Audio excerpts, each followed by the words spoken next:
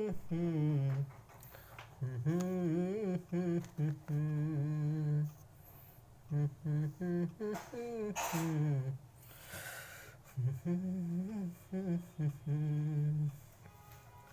Friends, good morning all of you. कैसे हैं आप लोग? तो दोस्तों, मैं आपका दोस्त प्रवीण सर आप सभी लोगों को 18 दिसंबर की करंट अफेयर्स में स्वागत करता हूं दोस्तों। तो दोस्तों, जिस तरह हम डेली 10 से 12 क्वेश्चन को डिस्कशन करते हैं दोस्तों, आज भी हम 10 से 12 क्वेश्चन को डिस्कशन करेंगे। मात्र आप हमें 10 से 15 मिनट समय दीजिए। बस 10 से 15 मिनट में आप समझ लीजिए, आपको बहुत कुछ जानने को मिलेगा, बहुत कुछ जानने को मिलेगा दोस्तों। तो जो लोग भी इस चैनल पर नए जुड़ रहे हैं दोस्तों, थोड़ा सा सब्सक्राइब भी करते चलिए और शेयर भी करते चलिए और कमेंट भी करते चलिए दोस्तों।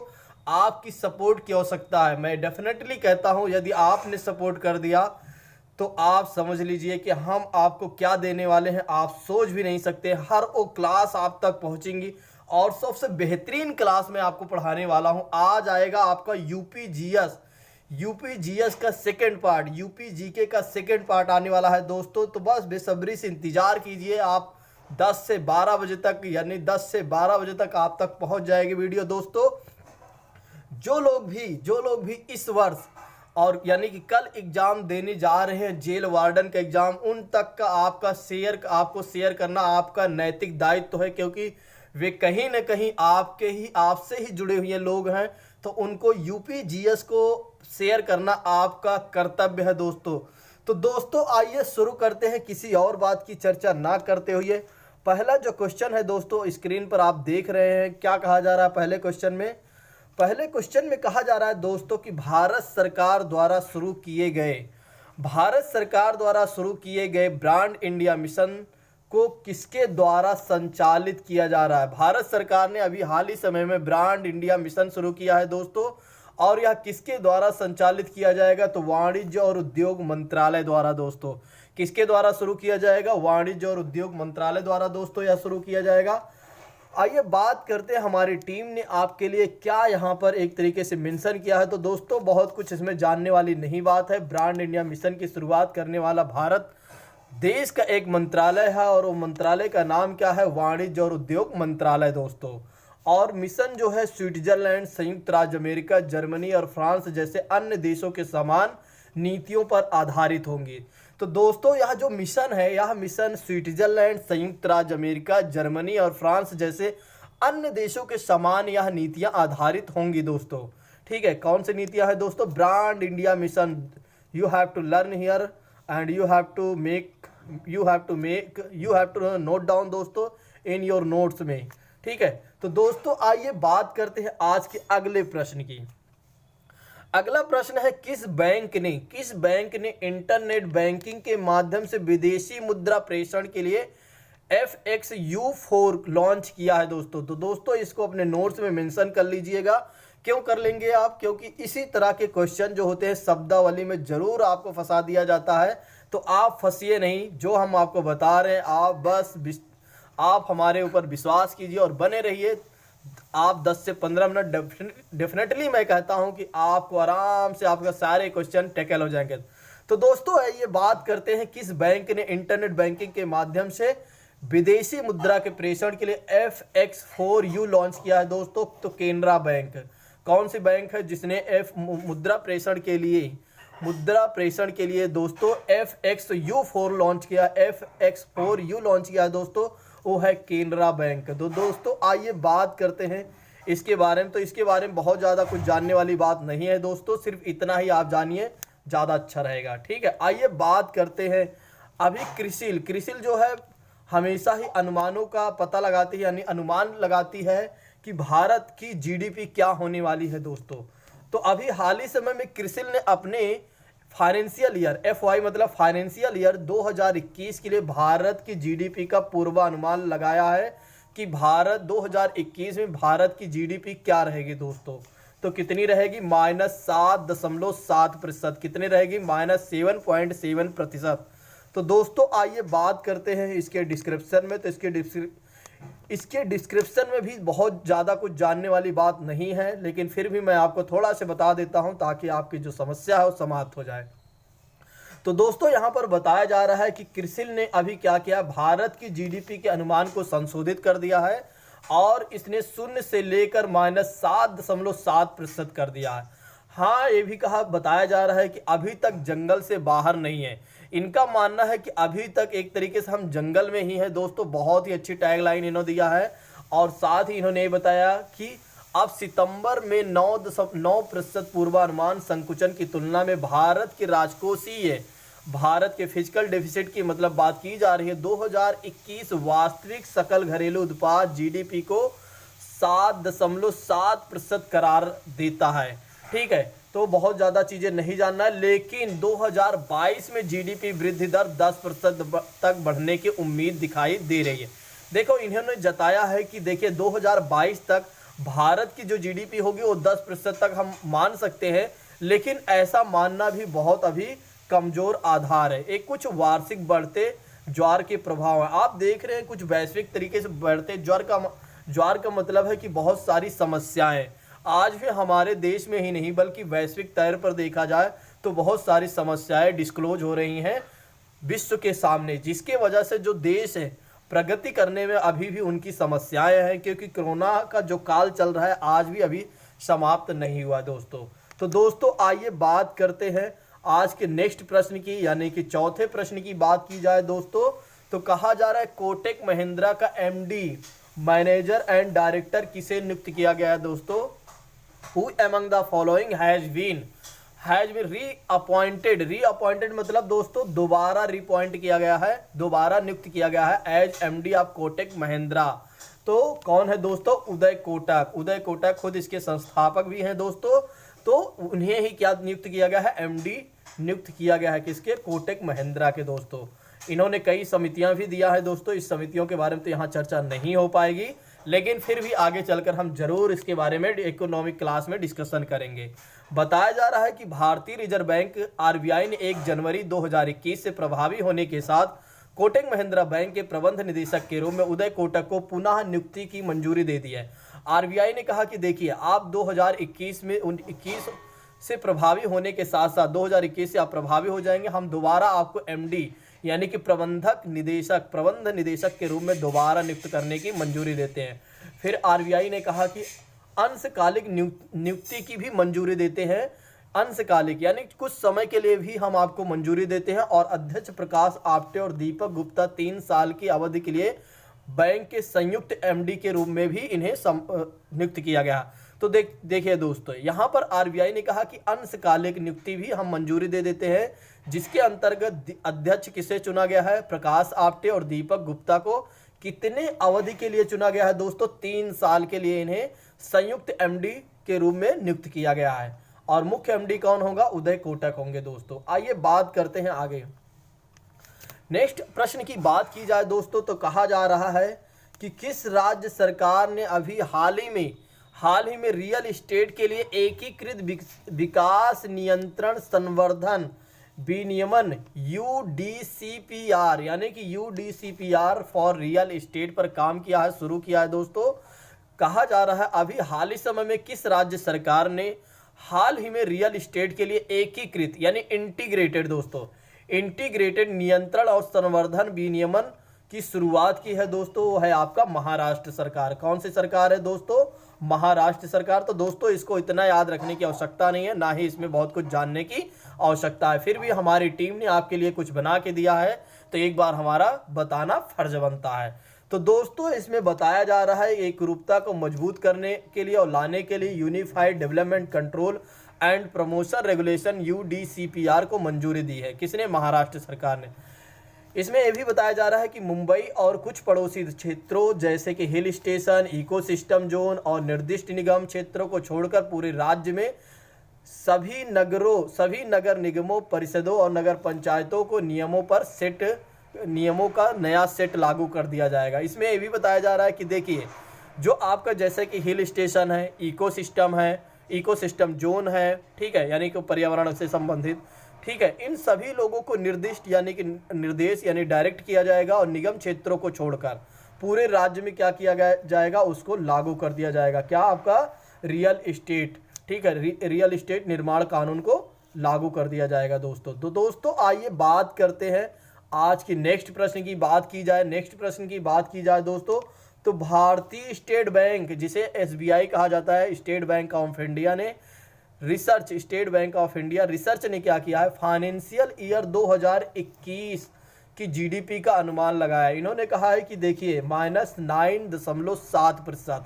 इन्होंने जो जीडीपी का अनुपात लगाया है दोस्तों, किसने, भारतीय स्टेट बैंक रिसर्च ने कहा है कि देखिए आपकी जो जीडीपी होने वाली है 2021 में, मेरा अनुमान है -9.7%। और आपके क्रिसिल ने कितना लगाया है दोस्तों, क्रिसिल ने आपको क्या अनुमान लगाकर बताया है, -7 दशमलव समथिंग दोस्तों। ठीक है, सॉरी दोस्तों,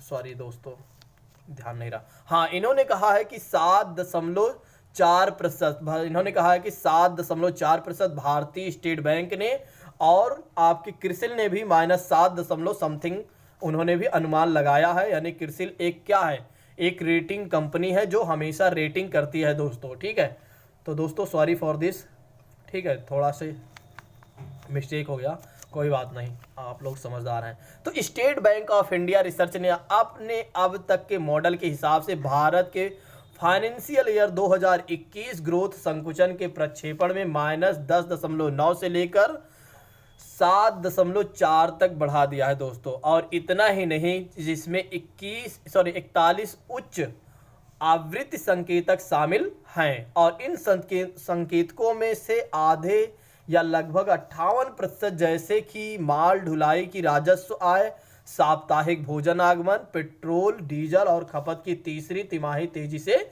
देखी जा सकती है। तो इन सब सारी चीज़ों की आगे चलकर थोड़ा से इसमें तेजी आएगी। ठीक है, किसमें, माल ढुलाई की राजस्व में, यानी जब माल ढुलाई किया जाता है उसमें रेवेन्यू जनरेट होता है दोस्तों।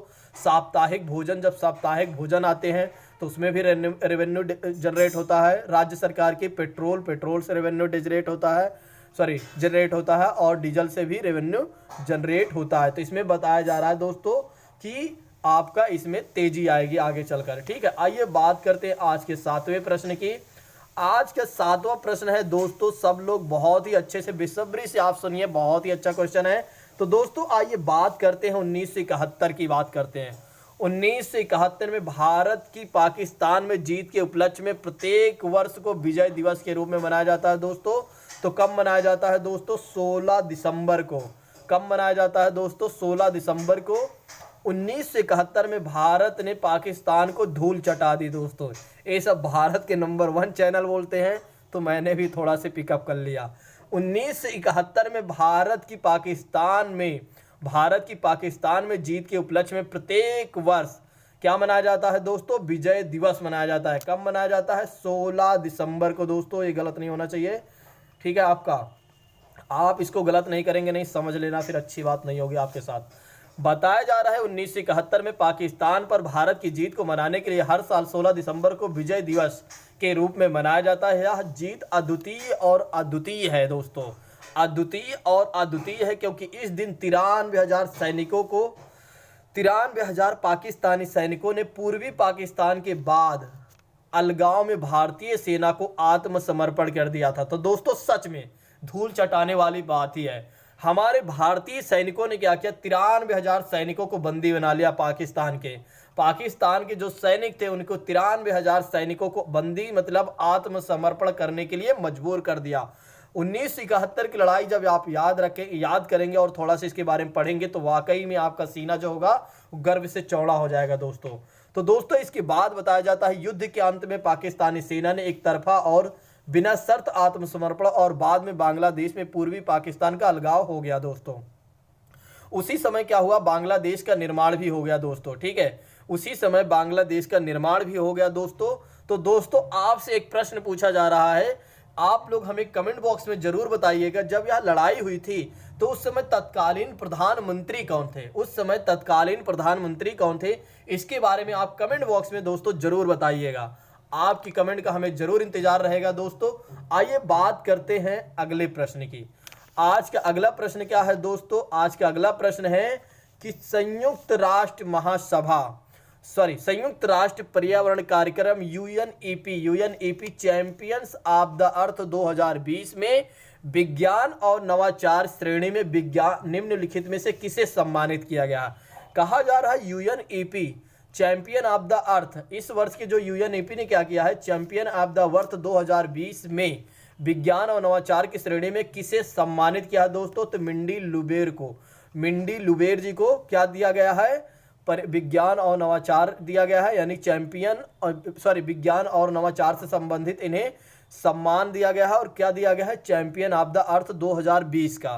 ठीक है, किसके द्वारा दिया गया है? यूएनईपी द्वारा। यूएनईपी की गठन कब हुआ था दोस्तों? आप लोग कमेंट बॉक्स में इसको भी बताइएगा। ठीक है, देखो थोड़ा जितना मैं आपको क्वेश्चन देता हूं, अगर आप कमेंट बॉक्स में बताने का मतलब ये हो जाता है आप रिसर्च करेंगे। अगर मैं बता दूंगा तो आपको तो सब पता ही हो जाएगा, फिर उससे कोई मतलब नहीं निकलेगा। जब आप रिसर्च करेंगे तो उसमें एक चीज़ें नहीं देखेंगे। जब मैं आपको कह रहा हूं कि रिसर्च करने के लिए, देखो आप जब रिसर्च करेंगे तो फायदा क्या होगा?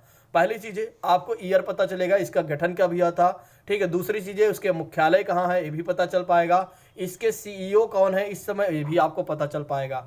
यानी कि 2 से 3 चीज़ें आपको पता चल पाएगा। और साथ ही साथ इतना ही नहीं बल्कि दोस्तों इसके बारे में आपको ये भी पता चलेगा यह अभी किस कार्य को करता है, या पहले से किस कार्य को करता है, या किससे संबंधित है दोस्तों।